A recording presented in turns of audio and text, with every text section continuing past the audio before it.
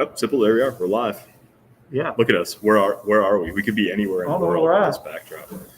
Welcome in, everybody. Parker, Sipple, Lincoln Journal-Star, HuskerExtra.com, Facebook, and YouTube Live. Yeah, there you go. That's Sipple. We are in the back of the press box at Camp Randall Stadium here in Madison. There's still people working. Baz has already given us the stink eye, and we're 26 seconds in, so that doesn't bode well. Probably won't be on for real long here, but figured we'd jump on and take questions, see where people were at. Sipple 35-28 Wisconsin tonight, whatever. It's dark by like the second quarter. What did you make of the game? It was a fun game, wasn't it? I mean, what do I make of it? From covering a coverage perspective? Yeah, get right down to it. It's amazing what we saw today. Nebraska put up 452 yards against the defense that had been allowing 216? 211 per game. Yeah. 211. I repeat, Nebraska put up 452 yards. Yeah. I mean, come on. Nebraska, and I didn't write this. I hope you did. I hope somebody did. I didn't write it in my column. I should have. Nebraska's whole approach was aggression.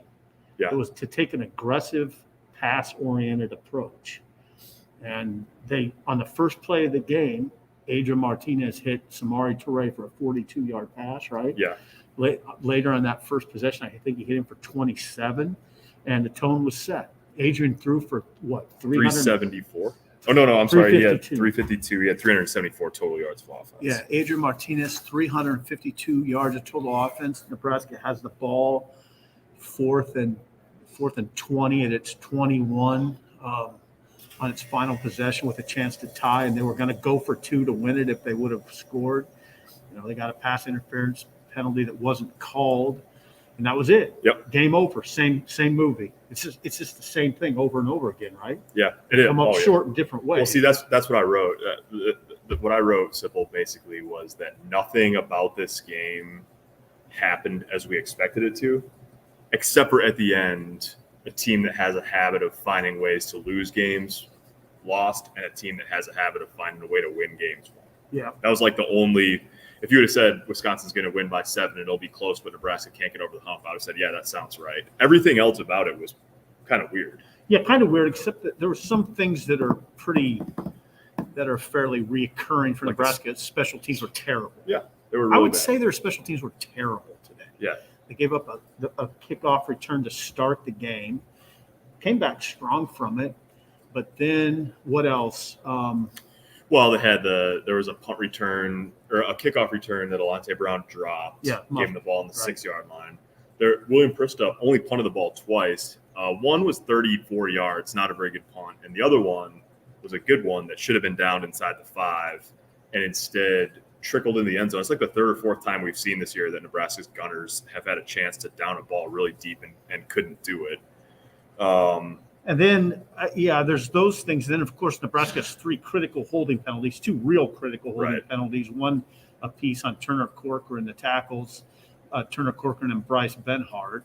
Recurring problem. I mean, it's maddening in that way. Yep. And then they didn't tackle particularly well today. Right. Now, that's not a reoccurring problem necessarily. Braylon Allen, whom I predicted would not get 100 yards against Nebraska, instead got 252, I think. 228. How about 228? I predicted he wouldn't get 100, and he got 228. That was a good prediction. He was real good prediction. Well, I mean, nobody bats 1,000, Simple. Watching him on TV, just like last week, Nebraska was off. Watched a little bit. Like, he was good. He had 3 touchdowns and 178 yards against Northwestern. Knew he was good and knew he was talented, but seeing him live, it was a different story. I mean, he's really, really, really talented. Oh, Braylon Allen, yeah. Yeah. Okay, what is his deal? He's 6. Yeah, did you say 6'2", 238? Yeah. Hits the line of scrimmage hard, but at times he shows great patience. He'll put his hand on the back of a guy and kind of get his vision, and then boom, he bursts fast, and he's hard to tackle. He's really a beast. I mean, that guy is 17. Now, I'm trying to think about him at 27 when he's in the NFL. Yeah. Yep. All right, let's get to some comments, Sipple. A couple questions. Good evening, Matt. Thanks for being here. A couple of questions right off the bat. from Adam and Rob. Is Yant off the team? And Yant seems to be gone. He's not off the team. He traveled. He was here. He was apparently fifth, maybe fourth at best on the depth chart, even with the three guys who played most this year, besides him, either transferred or out for this. We don't know if Ramir Johnson's out for the season, but Ramir Johnson's out. Savion Morrison's gone. Gabe Urban Jr. is out for the season with a knee injury, and still Jacquez Yant was fourth on the depth chart at best tonight. Didn't play, and instead it was Marquise Stepp, Marvin Scott, and Brody Belt. So They look fine. Up. Yeah, something's up with Yant. Something's up. There's from what I understand, there's legitimate reasons for this. This is not a controversy in my mind. It's nothing that coach. I mean, I don't want to go too far with it, but he dropped on a depth chart for a reason or reasons. Yeah. Okay. The guys that ran the ball were fine, and in some cases better than fine. Brody Belt. Yeah, he had a little juice, didn't he? Yeah, Brody Belt looked excellent running the ball. Yeah. Marvin Scott was fine. I'm better than fine running the ball. Stepp was fine running the ball. This is not. I don't want to make this about Yant because he hasn't done anything at Nebraska against a real good team. Right. He hasn't. I mean, it's confounding to me. The people in my email box are making a big deal about Yant. The guys that carried the ball were good. Yeah. I like when people are like, well, he has to be better than Brody, but why does he have to be better than Brody Belt? I mean, if he was, he'd play. I think it's probably that simple. Right. Brody Belt ran the ball hard. I mean, and he was, you know what? He was willing. Yeah. And I'm just going to stop right there. If Nebraska doesn't hire a special teams coordinator, I might lose my mind, Matt says. Well, you're going to address that tomorrow, correct? Yeah, we're going to write about that tomorrow. Will Nebraska show up against Iowa? Adam's wondering. We keep asking that question. This might be the column I write for Monday, maybe if I decide to write. We keep asking that question, and it's become sort of comical because we've been asking it since August 29th. Right, and they keep showing up. They never go away. And the answer to the question is, of course, they will show up. And the other answer to the question that's unfortunate, they'll probably show up, play them really close, and lose. I mean, that would be, if you were to say what's the most likely outcome, that would fit. Yeah, of course. Hey guys, hope you're having a good evening. Why are the refs so terrible this year? Yeah, I mean, Josh, it's been. I mean, you heard. I mean, Trev Albers, Nebraska's athletic director, talked about that Michigan game. I don't think it's certainly not. I can't tell you if it's worse or better or about the same this year than it's been in past years. I can tell you it's not just Nebraska. I mean, turn on any game in the country. I mean, Oklahoma's who was it? So Texas Tech's radio broadcast crew got suspended this week for how tough they were on the Big 12's officiating crew last week. So it's everywhere. Yes, we better be careful. We're going to get suspended. I don't think we're going to get suspended. That was interference on the last play. I mean, there's no doubt about that. Yeah. Now, that I guess I'd be a little surprised if they call that, that they throw the flag in that situation. But you could have. Yeah. It was interference. Xavier Betts was interfered with by number 1, Theon Hicks, I think is his name. Yep. So yeah, that's. I mean, that kind of stuff haunts you. Yep. If you're Adrian Martinez, Xavier Betts, Scott Frost, etc. Chris Gary says Frost game management at the end was perfect. End of story. Yeah, I mean, except for one thing. What was that? Well, I thought that. I don't know. He explained it pretty well in the post game, but letting 30 seconds run off the clock when he had 3 timeouts was questionable. I think you can here.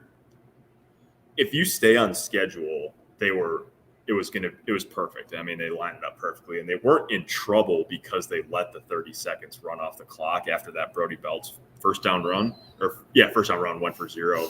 The problem was once a holding call gets entered into the mix, you're off schedule, and then it felt like the clock was working against them a little bit. Right. So you could say to Frost, hey, look, man, you've made critical errors and your teams make critical errors all the time. Maybe you should not worry about running the clock to 0 and just worry about scoring as quickly as you can. I mean, I could entertain that argument, but they were in pretty good shape on the clock. They were.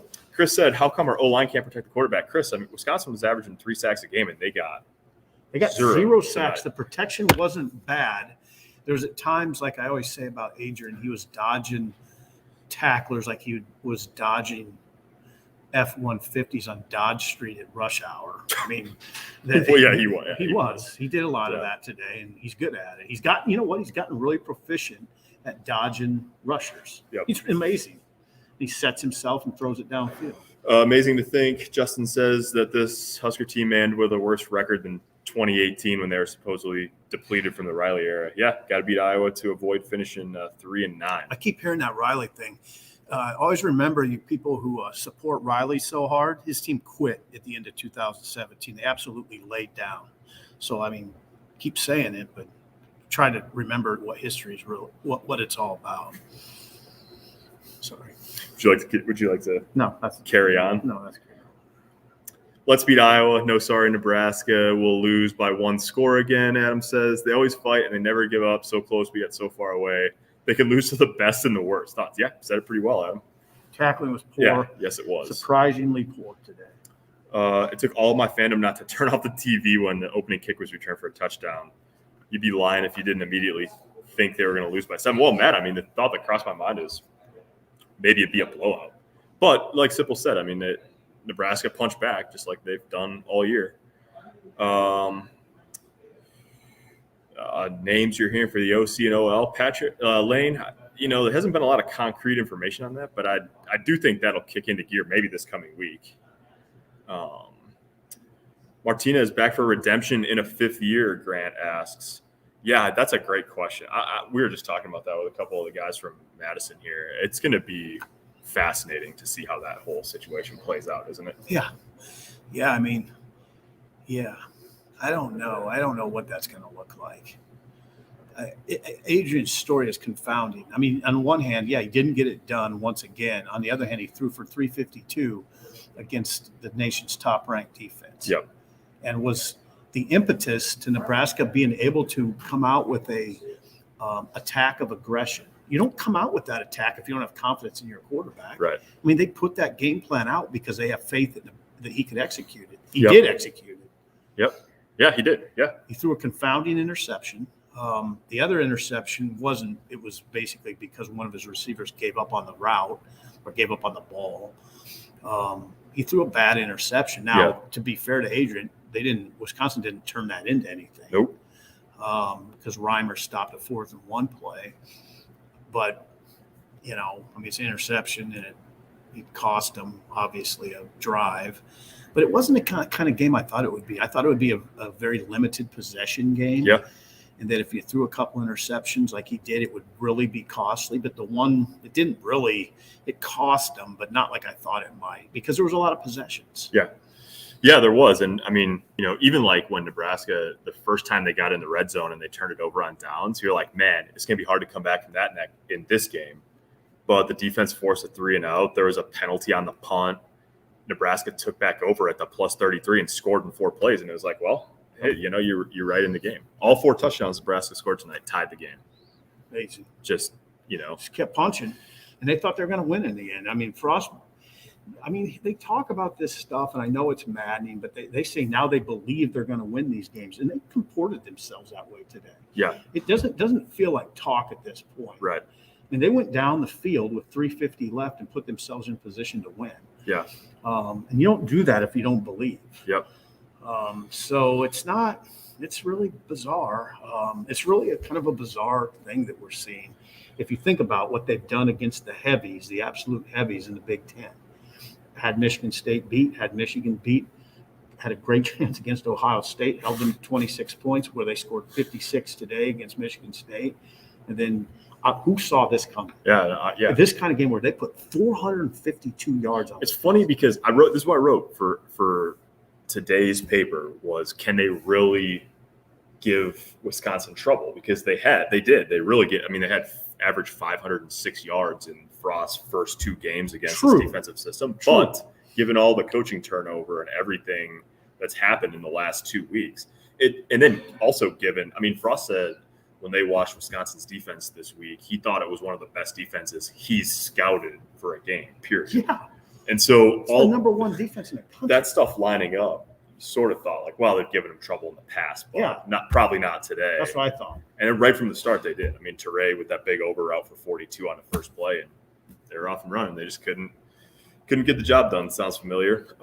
Steph should play more. We're going to lose him. Troy, we'll see about that. I mean, he's probably going to get his chances again next week against Iowa. And who knows? I mean, our running back room is going to look different next year one way or another. I mean, you hope you get Gabe Ervin back, obviously, from the injury, and probably Ramir. And then who knows after that? That running back room ran really well today. I mean, I can't fault it at all. I mean, I don't think you look at it and say, where was Yam? What happened? No, I mean, they ran well. Yeah. I'm not taking anything away from those guys. Yeah. They got over 100 yards against a defense that's been allowing 60 per game on the ground. Right. They ran right at them. They tacked them. Yep.